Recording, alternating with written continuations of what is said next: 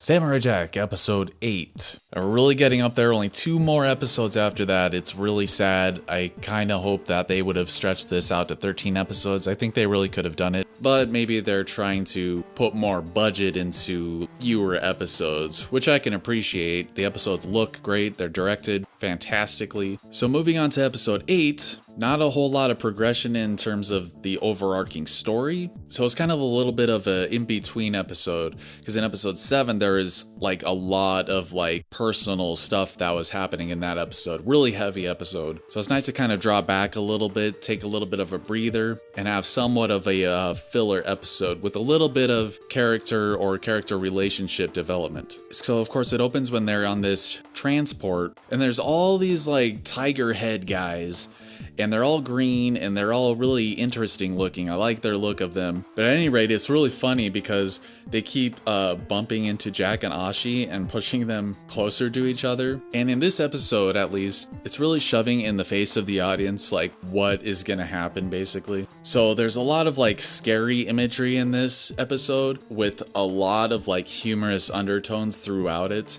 Especially like I said, when they keep bumping Ashi and Jack together, and then Ashi has that like facial expression and she's like, what is that I feel? It's hard. And then the camera pans down to Jack's sword sticking out and poking her. That was so funny. Obvious innuendos. And then they get in a big fight with these tiger guys because they all have letters on their shirt, and you're wondering what they spell out, and Jack sees die, and then it's like die Samurai Jack. That was freaking hilarious. And they have this really cool fight. And it was really funny how during the fight they kept accidentally like touching hands like they were when they kept trying to grab the pole, and they kept accidentally touching each other's hands, causing like awkwardness because they like each other. So at any rate, they defeat all the tiger guys, and then they keep traveling together. Like I said, there's not a whole lot that really happened in this episode. They're in this dust storm. And of course, at the beginning of the episode, we see this really cool looking ship. It kind of reminded me of like a flattened Borg ship from Star Trek. And the design was really cool. It crash lands on Earth, and they eventually make it to that ship, obviously. And this really gave me some vibes from the Alien movies, both in kind of like the design of the ship, and the alien prisoner or convict was kind of like hunting them down. So they are trying to survive this like leech alien creature.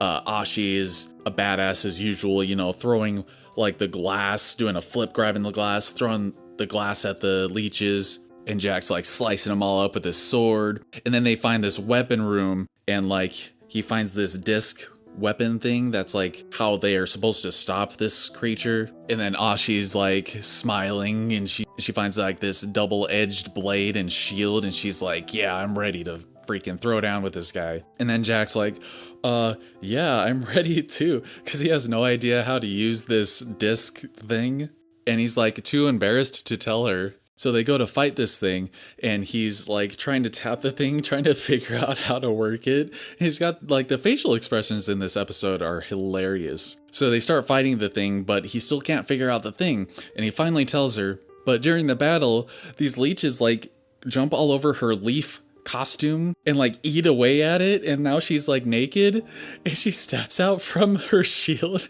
and Jack sees her naked. Like I said, the facial expressions from mostly Jack in this episode, and Ashi as well, but he's like gets all red in the face and looks away, and she's like, what's wrong? That was freaking the funniest part, I think, in this entire thing, even over the is that a sword in your pocket, or are you just happy to see me part. But eventually they're able to activate the weapon as they are both being swallowed by this monster, but not before Jack runs and throws a robe on Ashi because he's too distracted by her.